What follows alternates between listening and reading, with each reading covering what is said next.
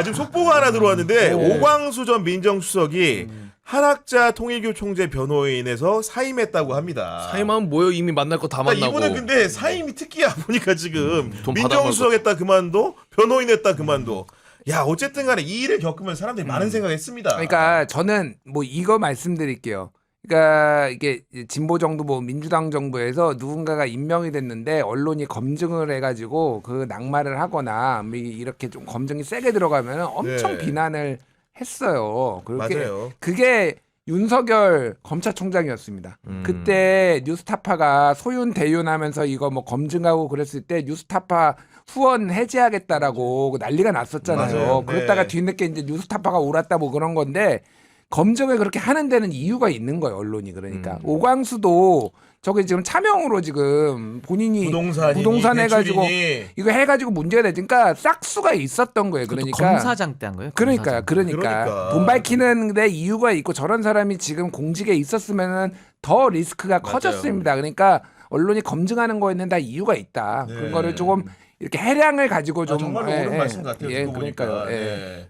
그런 상황이 드는 거고 그리고 이제 그 한학자 총재 관련해 가지고 추가로 말씀드리면은 이거는 이제 사실 이것도 역시 MBC 단독 보도였는데 제가 오후에 발견한 그 김건희 특검이 다음 주 월요일에 한학자 총재 보고 나와서 조사를 받으라 이런 통보를 한 상황이었는데 원래 제가 듣기에는 한학자 총재가 아산병원 입원을 트라이 했다가 실패한 걸로 알았는데 어제 입원을 했다는 보도가 나왔더라고요. 그러니까요. 그러면서 이제 원래는 통일교 재단 소유의 병원에 입원을 했다가 심장 관련 시술을 받기 위해서 아산병원 특실에 입원했다는데 여기서 또 한 번 왜 또 아산병원이야 도대체?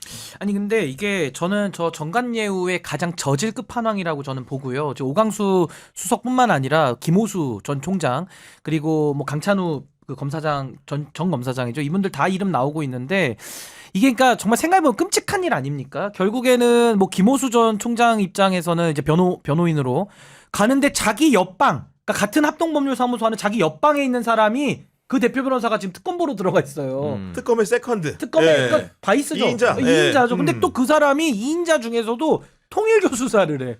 근데 김호수가 변호인을 하는 거예요.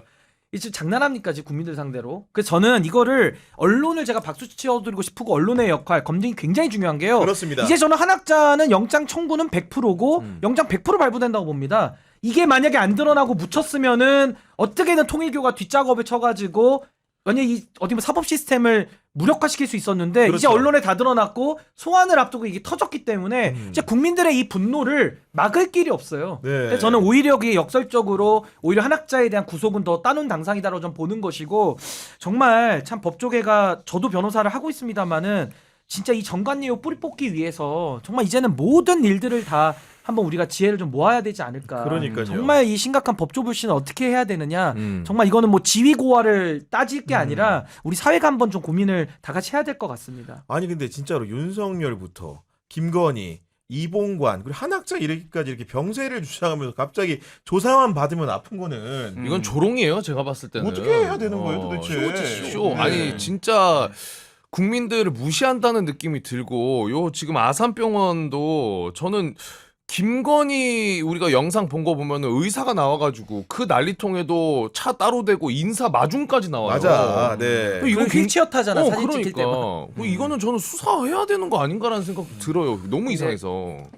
뭐 이거는 추론이긴 하지만은 김건희 때문에 이제 아산병원이 좀 욕도 먹고 그랬잖아요. 그래서 맞아요. 처음에는 네. 이제 안 받으려고 했다라는 거 아니에요.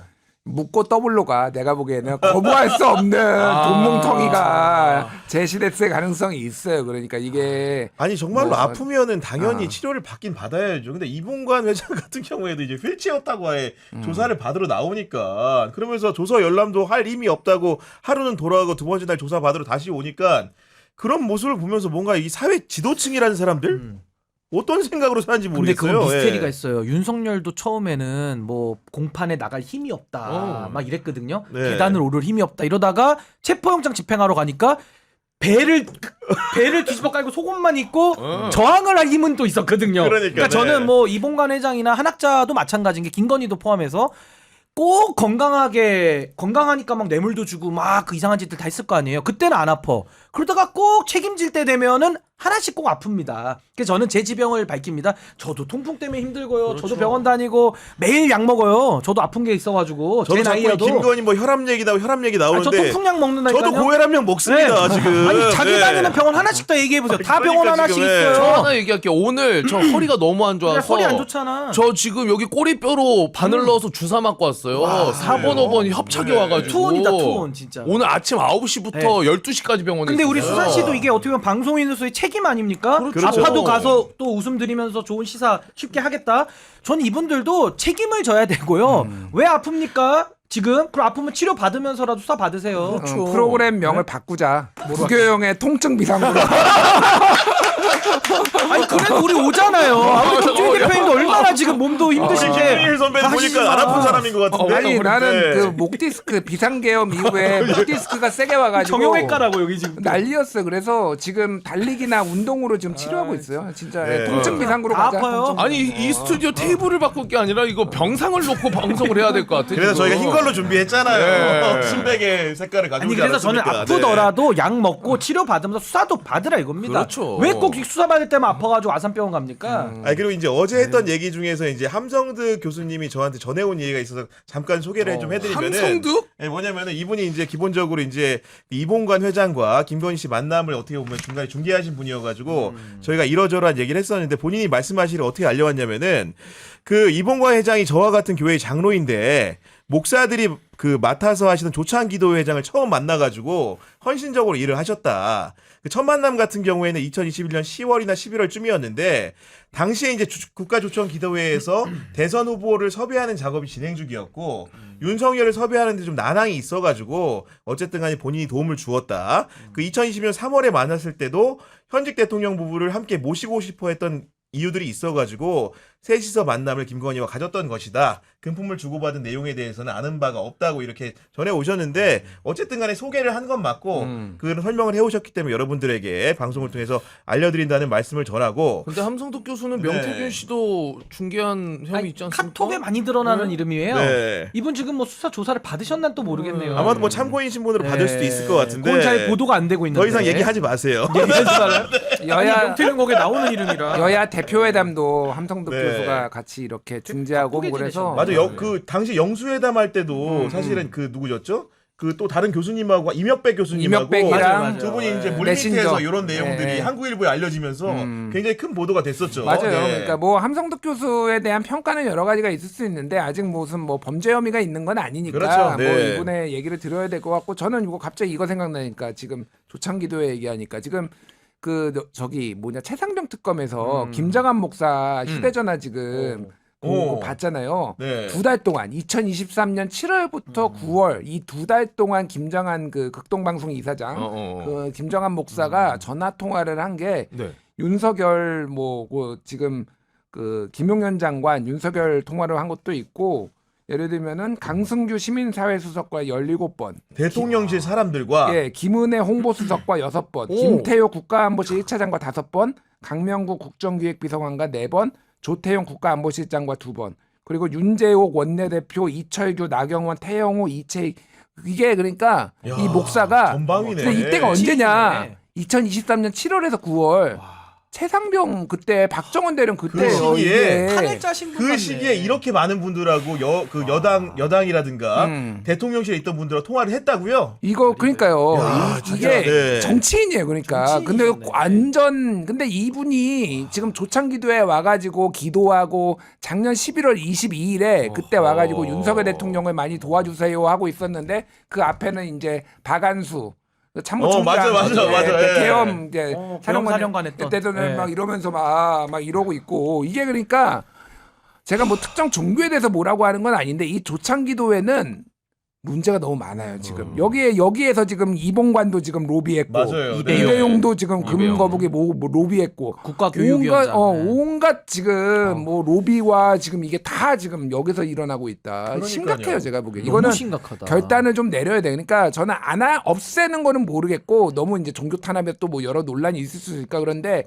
투명성을 매우 확보해야 되겠다 이거는 진짜로. 아니 근데 중요한 건 김정한 목사에 대해서는 물론 영향력이 많으신 분인 건 맞지만 그 영향력 많다 그래가지고 해가지고 무슨 범죄를 마음 놓고 저질러도 되는 무슨 면허증을 준 건 아니잖아요. 전혀 아니죠. 네. 그러니까 저는 저 정도의 통화 내역이 지금 뭐 언론에 보도가 됐고 사실이라면은 이분은 진짜 판을 짰다고 봐도 그치. 이거는 뭐 무리한 해석은 아닐 것 같아서 이거 종교 탄압 이런 얘기를 할 때가 아니라 김장환이라는 사람의 그 영향력이 얼마나 사유화되고 얼마나 범죄에 이용됐는가 네. 이걸 저는 정말 깊숙하게 수사를 해봐야 되겠다는 생각이 드네요. 정말로. 정치 종교도 이거 심각하네. 굉장히 분리하는 게 어떻게 좀 나와야 될 것 같은데 방법이 정치랑 그러니까요. 종교가 당연히 지금 헌법상으로는 분리가 되게 돼 있는데 나와 있지 20조 2항에 그렇게 안 하고 있으니까 그러니까. 문제인 건데 저는 이렇게 유력자들하고 편하게 통화를 많이 할 수 있다라는 게 한편으로 이분이 얼마나 대단한 사람이라고 생각이 되기에 이런 권력의 주변에 있는 분들이 정말 서슬퍼런 시기에도 네. 통화를 할 수 있는 건지. 아니 만약에 김장한 목사가 억울할 수 있잖아요. 억울하면 지금 해명을 해야죠.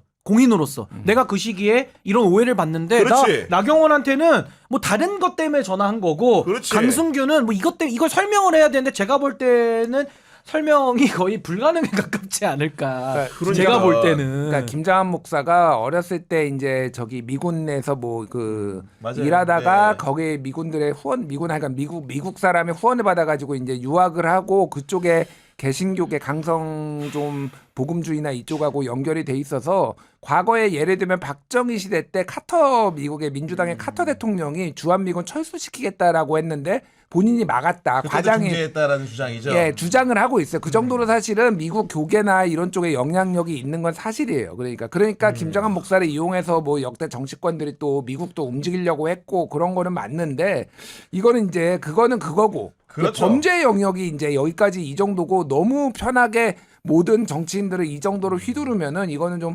심각하게 좀 봐야 되는 그러니까요. 거예요. 아니, 종교 분리 원칙 이거는 아예 헌법 조항을 어기는 거라서 저는 매우 심각한 문제이고 이게 범죄에 연루됐다라고 이건 또 별개의 얘기거든요. 그건 정말 인적 청산 차원에서는 네. 반드시 수사가 필요해 보입니다.